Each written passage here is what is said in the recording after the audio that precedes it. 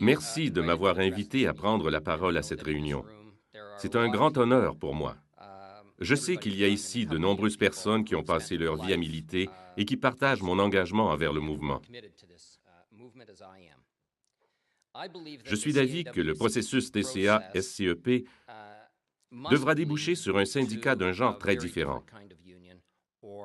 Sinon, la tendance à la baisse du mouvement syndical sera de plus en plus marquée. C'est l'avenir du mouvement syndical qui se joue ici. Il faut donc innover en profondeur. Pour refaire les forces de notre mouvement, il sera indispensable d'améliorer de manière spectaculaire nos capacités de préparer et de faire des campagnes qui réussissent. Les entreprises et les politiciens qui sont en train de gâcher la vie des gens devraient être la cible de campagnes audacieuses, ambitieuses et acharnées sur le terrain. De telles campagnes ne se produiront pas à l'échelle requise en l'absence d'une transformation de nos syndicats. D'après nous, l'attention des dirigeants et les ressources syndicales doivent porter moins sur les fonctions quotidiennes bien connues du syndicat et se concentrer davantage sur l'affrontement avec notre adversaire. Seuls, les comités d'action politique et les militants ne pourront pas relever ce défi. Ne passons pas les 5 prochaines années à réarranger les chaises longues du Titanic. À mon avis, la plupart des syndicats ont des politiques et des priorités qui convenaient mieux au contrat social de l'après-guerre. Comme l'a dit Bernard Shaw, les réformateurs sont d'avis que le changement se réalise par une rationalité brutale. Nous surestimons beaucoup l'utilité de notre pouvoir de persuasion et de nos politiques. Je pense que notre perception du pouvoir est dépassée. Nous continuons d'invoquer les conditions d'une trêve entre les classes, ce qui n'existe plus. Cette trêve est finie.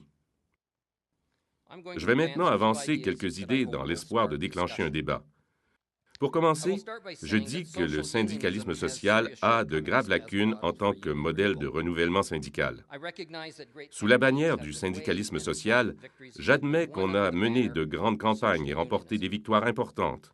Par contre, vers la fin des années 80, j'étais parmi ceux du SCFP qui étaient dès le début sceptiques à l'égard du syndicalisme social, car ils ne faisaient aucune critique du statu quo dans nos syndicats.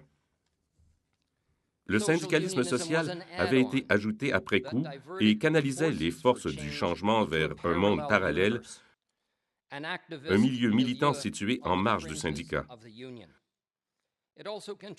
Cela faisait aussi perdre de vue les membres et leur lieu de travail.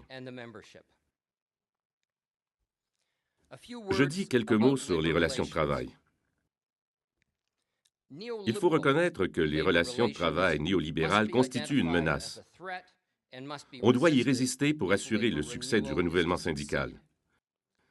Toute discussion constructive de la culture syndicale doit tenir compte d'une campagne puissante contre les entreprises qui vise à remanier la culture afin de brouiller la ligne qui sépare le syndicat du patronat, nous encourager à trouver un réconfort dans notre relation avec nos oppresseurs, nous engager dans la cogestion, nous consulter jusqu'à l'épuisement, nous éloigner de nos membres et nous priver de notre pouvoir.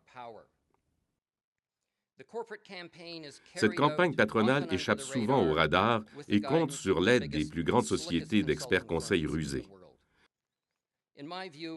À mon avis, pour rebâtir notre pouvoir, il faudra rompre clairement avec les relations de travail néolibérales. Parlons un peu d'équité. À une époque, ma section locale du SCFP a forcé Toronto Hydro à changer ses habitudes de recrutement et à embaucher des personnes de couleur. Dès que les dirigeants de cette section locale avaient perdu de vue l'équité, le patronat de Hydro est retombé dans ses vieilles habitudes racistes et sexistes.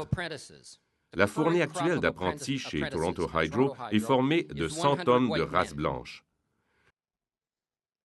C'est le syndicat qui a laissé l'employeur s'en tirer comme ça.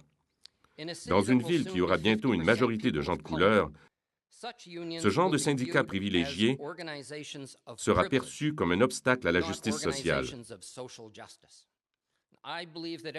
Je pense que chaque syndicat devra y réfléchir profondément.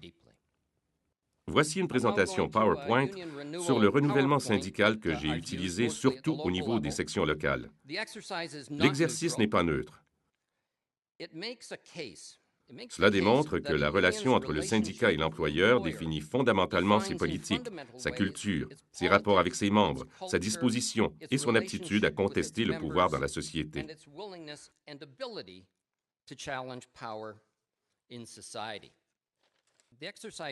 Pour commencer l'exercice, on trace un plan du syndicat et de l'employeur sur une grande feuille de papier.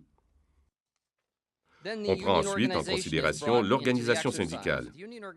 Il s'agit de l'exécutif des sections locales, de délégués syndicaux, de membres de comités et, dans bien des cas, le représentant de service.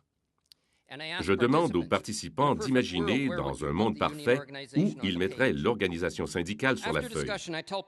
À la suite d'une discussion, je demande aux participants d'analyser les relations du syndicat.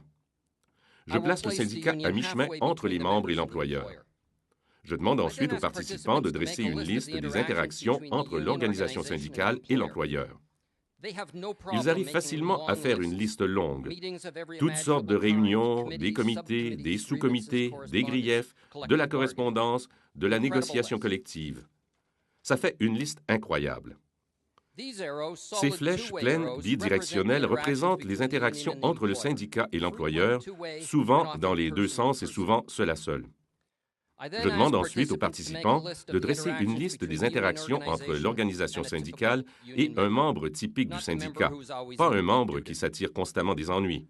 Malgré quelques exceptions à la règle, dans bien des sections locales, les interactions avec les membres se font un peu n'importe comment, dans un sens unique et rarement en personne. Il y a des babillards, des courriels, etc. Cette ligne pointillée unique représente l'interaction du syndicat avec les membres.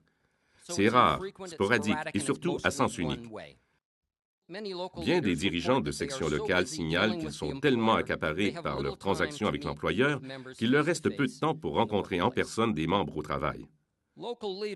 Les dirigeants de sections locales se retrouvent souvent dans une bulle avec l'employeur. Même quand ils accomplissent des choses, les membres sont rarement conscients de leurs efforts. Ces deux lignes parallèles représentent le clivage qui peut se voir entre l'organisation syndicale et les membres. Il faut bien sûr beaucoup d'interactions entre le syndicat et l'employeur, mais des dirigeants de sections locales signalent qu'ils passent de plus en plus de temps dans la bulle, tout en accomplissant de moins en moins. Dans leur très grande majorité, l'attention et les ressources du syndicat se dépensent dans la bulle et bien sûr dans l'administration syndicale. Il reste seulement une faible proportion qui est consacrée à la mise sur pied de campagnes de riposte contre les attaques. À peine 5 %, peut-être moins. Je pense que ce diagramme décrit aussi le point de mire de quelques instances syndicales supérieures que je ne nommerai pas. Alors, où se trouverait le syndicalisme social? Respectueusement, je crois que ce serait souvent en marge. Pendant que des dirigeants de sections locales sont bloqués dans la bulle, des employeurs contournent le syndicat et consacrent des ressources dans des initiatives qui traitent directement avec des membres du syndicat. Ils adoptent la tactique du bon flic et du mauvais flic pour amadouer ou intimider des membres. Il y a aussi une bataille pour conquérir le cœur et l'esprit de dirigeants syndicaux. Dans bien des cas, des initiatives de relations de travail néolibérales échappent à la vigilance des syndicats et ne sont pas contestées. Entre-temps, nous subissons les attaques les plus agressives de mémoire humaine. Ces flèches rouges en gras du côté droit représentent ces attaques. Je crois que chaque syndicat devrait se demander combien il est coupé de ses membres, s'il se fait dépasser, s'il emploie vraiment au mieux ses ressources. Jusqu'à quel point a-t-on glissé vers des relations de travail néolibérales? Que faudrait-il changer au sein de notre syndicat pour que l'on puisse prendre les mesures qui s'imposent pour renverser la situation? Dans nos syndicats, il nous faut une planification rigoureuse que l'on observe rarement, de participation à tous les niveaux, une pratique constante de planification, d'action et d'évaluation.